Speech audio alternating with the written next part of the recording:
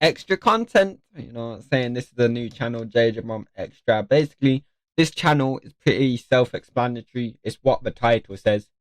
It's just extra content that isn't for the main or second channel. You know what I'm saying? It's just gonna go on this channel. You get me? So in today's video, we're reacting to the end of Kick streaming. It's finally happening, and yeah, let's react to it, man. Let's see what they're saying about Kick streaming. I've always stayed away from Kick. I've always thought Kick is stupid.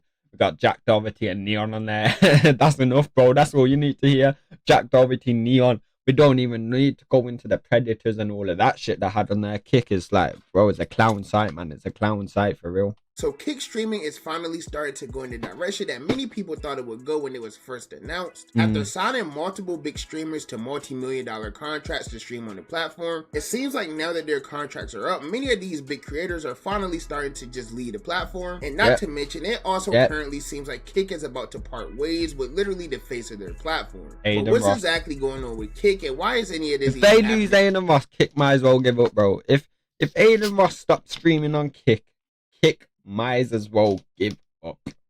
Aiden Ross leaves Kick, it's done, bro. It's done. It's done. There's no way Kick will ever overtake Twitch if Aiden Ross leaves, bro. He's the only normal person on their platform.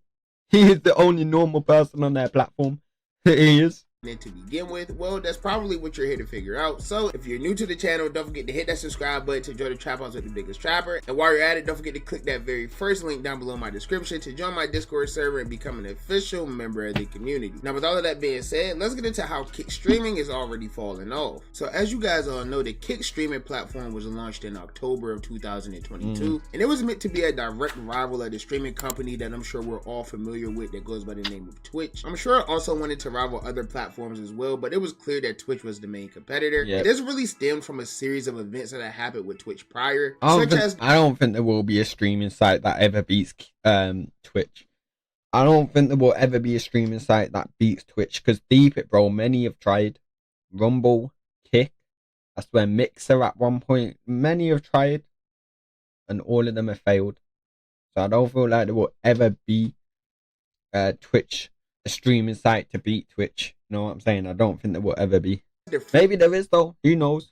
Bans that was being handed out to some of the biggest streamers on the platform, as well as the gambling ban that happened on Twitch that didn't really allow streamers to go on platforms like state casinos and do slots. And during this time, gambling streams was a very big thing. Like, a lot of big streamers such as XQC and Ada Ross had gambling deals, but after this gambling ban, it basically became virtually impossible for them to even finish their gambling deals. So this is where the gambling companies had to take matters into their own hands, because literally the co-founders of Stake.com, Ed Craven and Bijan, end up creating this Kick streaming platform. So owners of Stake. Oh shit, I was wondering how these motherfuckers that created Kick so rich.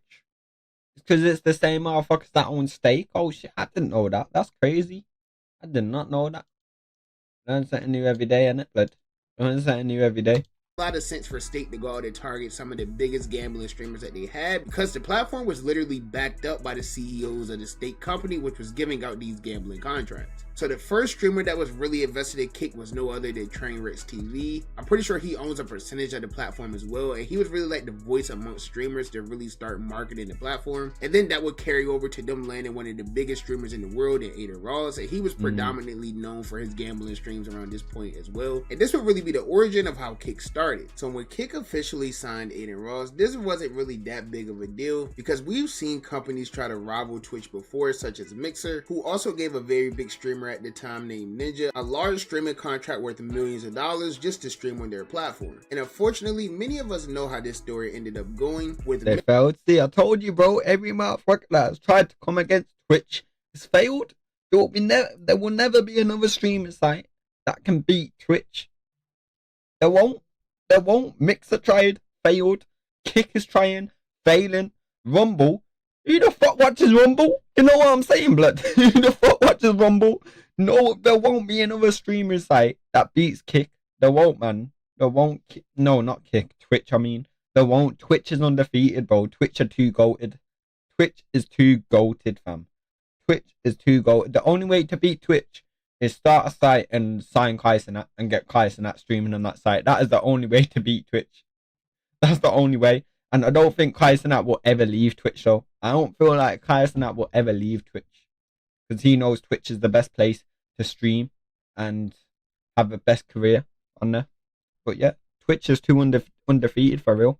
Mixer completely shutting down their platform and having to pay Ninja out millions of dollars, and the whole rivalry that Mixer tried to build with Twitch really didn't last no time at all. But things would be a little bit different with Kick. You see, unlike Mixer, Kick had better selling points, saying that we will pay you more money and we will be way more lenient with the rules, and to top it all off, we'll give you a very large amount of money just to stream over here for 1 year. So this was very enticing to a lot of big creators over on Twitch, and this would spark a bit of a shift within the whole streaming community. Kick started signing a lot of big streamers very quickly, such as streamers like XQC, Your Rage, Bruce Drop 'em Off, and even Nick Mertz as well. These were some of the biggest names on Twitch at the time, so with these creators leaving Twitch and accepting these Kick deals, it began looking like maybe Kick actually had a chance to take a shot at Twitch. But over time, major problems would start developing with Kick, and they began to build a bit of a bad reputation. Because of how lenient Kick claimed to be with the rules, a lot of they were too lenient, man. They were too lenient. They had literal predators on their site.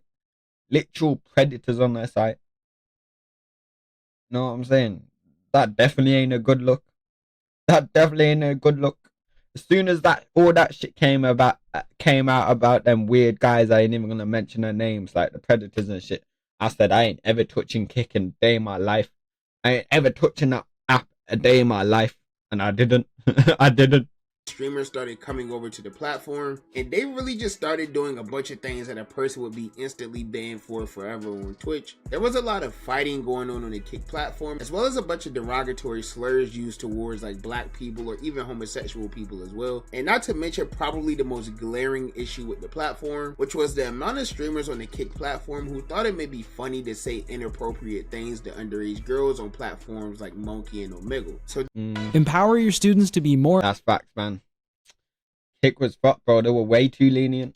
This is when they realized that they really had to start making some changes, so they began tightening up on their terms of service, and instead of being that lenient platform that allowed basically everything, they started banning streamers for doing some of the littlest things, and this would lead to Kick starting to ban streamers left and right. And granted, most of these bans were probably deserved, but some of these people are actually getting banned for doing the littlest of things, but I definitely understand it because Kick tried to give streamers a little bit of leeway and allowed them to have a little bit more freedom, but it seems like everyone that came over here literally just started taking advantage of it. And at first, these bans weren't really hurting Kick at all. They was more so just getting people off of the platform that probably needed to be off of the platform. True, bro. True. Get Jack Doherty away. Get Neon away, bro. No one cares, bro. I swear Jack Doherty got exposed for botting that on Twitch, bro. I swear it said he had 18k viewers or something. And then went on his chat and it was like 2 people chatting in there. That is crazy work, man. That is crazy work. But things would really start going downhill for Kick around the time that these streaming contracts that they gave out to these streamers began coming to an end. The very first streamer whose Kick deal would come to an end would be Bruce Drop 'em Off. And he really didn't have a good career on Kick at all. Prior to coming over to the platform, he was one of the biggest streamers on Twitch, averaging tens of thousands of viewers. But once he made the switch over to Kick, everything would go downhill for Bruce, and he began averaging the lowest numbers he's seen in multiple years. For the most part, he averaged about 2,000 viewers on Kick, but there was definitely times where you could click on one of his streams and he would only have about 700 to 800 viewers, maybe less depending on the time. So this would lead to his negotiations with Kick going very bad, and after not receiving a deal that he thought was good enough for him, he ended up returning back to Twitch. And after he did this, it really showed to everyone else how much Kick could really hurt your career, because as I said, over on Kick, he was averaging under 2,000. And believe it or not, as big as Aiden Ross is, and as much as Aiden Ross has got all these people in these streams, bro, I think Kick has hurt Aiden Ross's career. I think Kick has hurt Aiden Ross's career. Like, I feel like Aiden Ross would have done so much better if he just stayed on Twitch.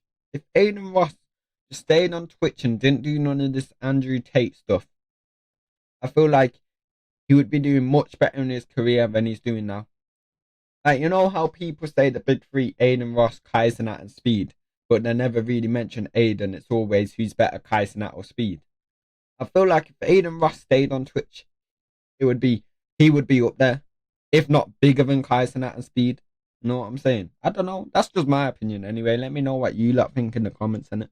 Let me know what you but lot within think. his first week back on Twitch, he was pulling numbers as high as 20,000 and managed to accumulate over 10,000 subscribers in just the first few days he was back. So this would definitely be a statement to other big streamers that Kick had previously signed. But unfortunately, Bruce would end up receiving a lot of backlash for leaving the Kick platform. There was people saying that he didn't really put an effort in on Kick and he just really came over to the platform to get the money and leave. About 1 week ago, another big streamer named Nick Merckx announced that he was leaving Kick as well now that his contract was up, and this would end up being a very big blow for Kick because one of the main reasons Nick Merckx got signed was to bring more of a gaming audience over to Kick, because as many of you know, that entire platform really just caters to just chatting streamers and IRL streamers and things like that. So the addition of Nick Merckx was meant to bring over a different community. All of the viewers and gamers that came over to the platform with the Nick Merckx are likely leaving as well. But it only continues to get worse and worse for Kick because another very big streamer who they signed about a year ago that goes by the name of Your Rage, his contract with this platform is also up, and he hasn't made any announcement or decision about where he was going or whether he will be returning to Kick or not.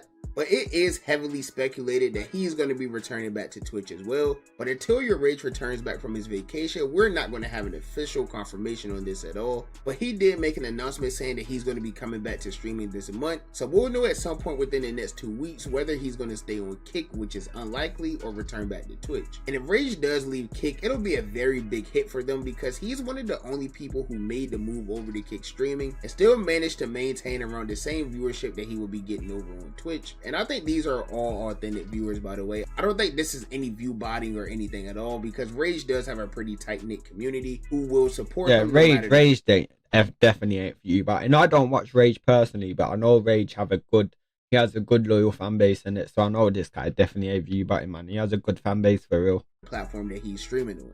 But over the past few days, somehow it seems like things are just managing to get worse and worse for the platform because it is now being rumored that the person who's been the face of the Kick streaming platform for the last 2 years is allegedly parting ways with the company as well. That's right, Aiden Ross, the person who you literally think of first when you think of Kick streaming, is rumored to be parting ways with the platform. And this came after it was announced that the CEO of Kick unfollowed Aiden on social media. And Aiden Ross will respond to this by saying that he had no idea about any of it or what was going on. But he's still going to continue to do the streams that he had planned, but he didn't know which platform he was going to do it on. Now, realistically, Aiden doesn't have many options because he is permanently banned on Twitch. So, I mean, I guess he's just going to have to go to like Rumble or YouTube streaming or something like that. But either way, if the rumors are true and Aiden is officially parted ways with Kick, it's basically over with for the entire platform. Because outside of Aiden and his friends who are still on the platform, if you lose Aiden Ross, bro, you can't let Aiden Ross go. You can't let Aiden Ross go. He's the only reason your platform did as good as it does. The only reason your platform did as good as it has is because of Aiden Ross. If it weren't for Aiden Ross, I guarantee Your Rage wouldn't have signed with you. I guarantee Bruce Drockman wouldn't have signed with you, and many of other streamers wouldn't have signed with them if it weren't for Aiden Ross, bro. He basically single-handedly made that platform. I said it.